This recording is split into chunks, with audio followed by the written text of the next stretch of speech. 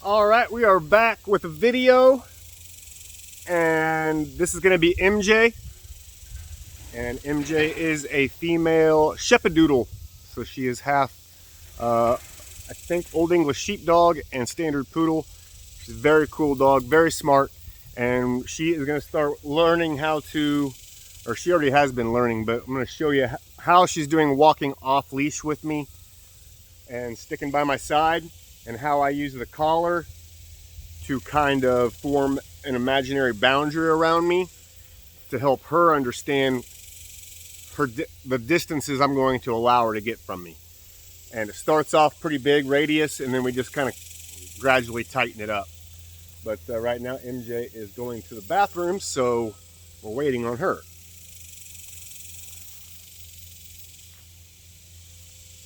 You ready? Come here. Good girl. Heel.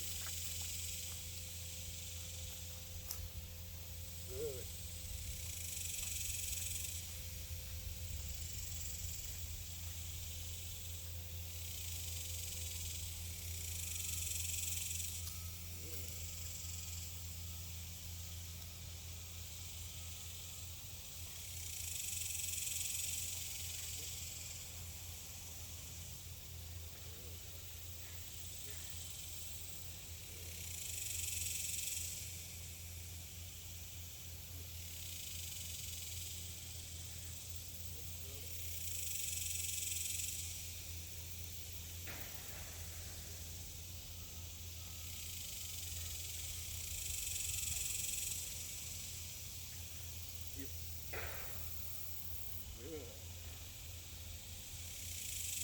Heel.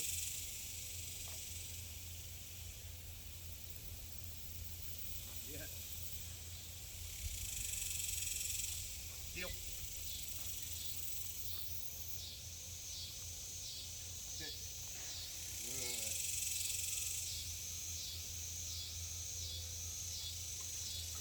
Heel.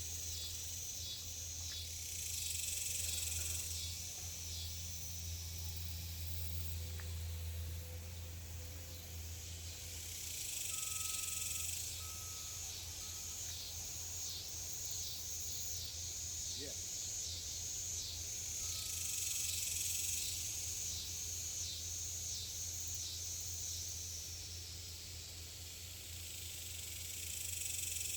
Nope. Good. Good. Good. All right, so you saw right there a couple things I wanted to explain what I'm doing exactly. Since I've had her, I've always delivered her treat on my left-hand side. So when we're walking or when we turn, she's used to seeing my hand come down like this. And I'm basically using my hand as a target for her nose to hit my hand. And when she does that, she gets rewarded. So it'll look like this. MJ. Yeah. So when I call her name, she's looking for my hand. And then that just starts to become a habit for her. And it doesn't matter. MJ. Now, come here. Making me look like a liar. MJ. Good. Yes. And you can do this with your own dog. You don't have, just, it's consistency, it's repetition. If you have your own dog and she's not, or your dog is not coming to you the way you want it to, just be consistent. Always deliver the food right here. MJ. Good. Always deliver the food right there by your side, and when you say their name, they will just start coming to that side. MJ. Good. MJ. Good. Good girl. Sit. Good. And so same thing when we're walking. I start off doing that just while we're hanging out here doing nothing, and when I recall the dog and call their name to them, it doesn't mean that fun's over, we got to go back inside. I just turn it into a game.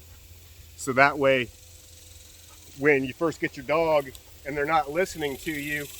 Well, a big portion of that is, one, they don't really know their name, and if they do, they don't understand what it means when you say their name. So I've got to break that down to them. But also, if you're outside with your dog and you're letting them play, if the only time you ever call their name is when the fun's over, then they're not going to want to come back to you. MJ. Good. You see, when I say her name, she comes pretty quick. That's what I want to see, and it's fun for her. Good girl. Good girl. So it's the same thing when we're walking, and if I just say, MJ, heel.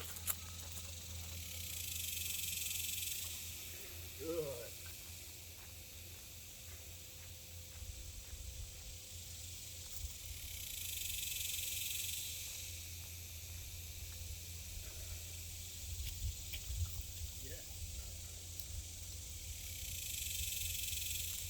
Heel. Yes.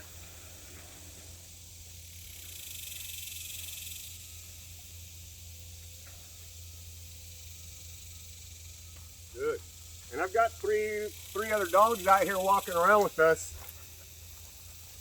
And this is where I use the collar also. So let me see if I can get it down here more. Of course I do that and everybody moves. So if we come over here with these dogs, MJ.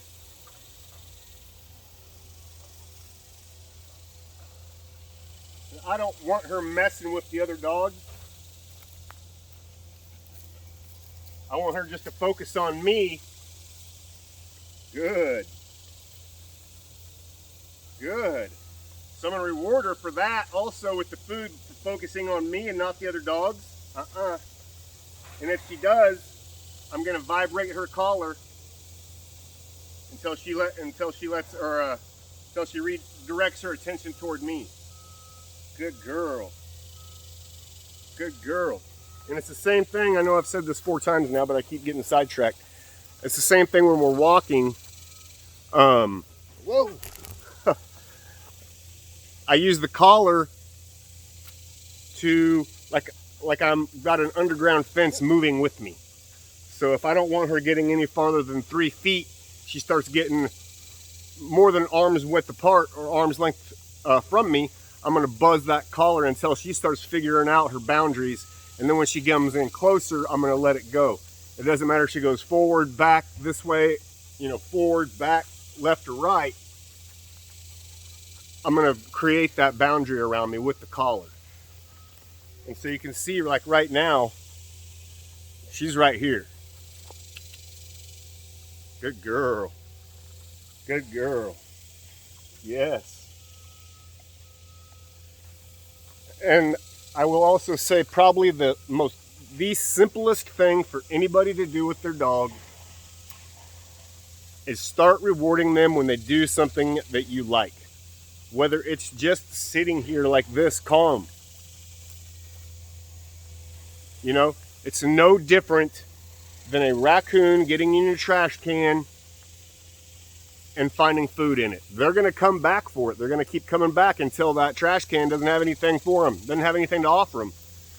So this dog,